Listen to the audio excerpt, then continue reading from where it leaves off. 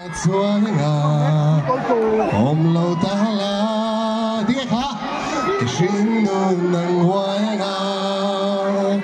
kia cả vác vai tên long đi ăn gai nghìn cái đi cái xin đôi nhang ăn gai chè in văn thiên về sao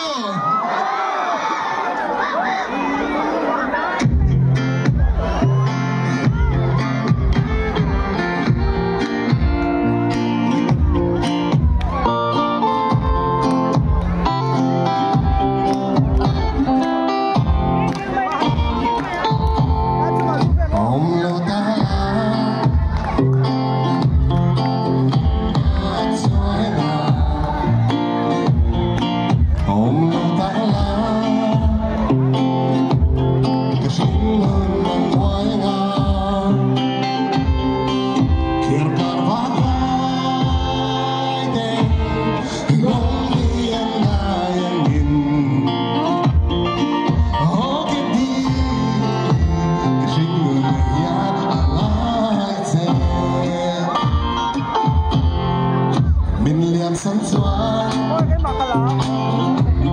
cái tiếng luôn ngàn đêm mà